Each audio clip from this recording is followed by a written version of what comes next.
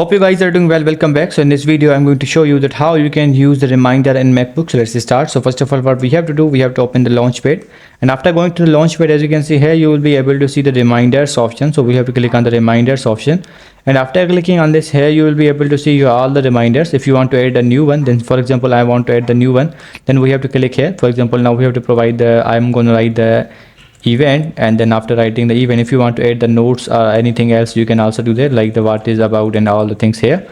And in the today section, if you want to say today, tomorrow, next weekend, and you have to provide it, for example tomorrow. And then if you want to add the time, you can also do that. For example, we have to click on this.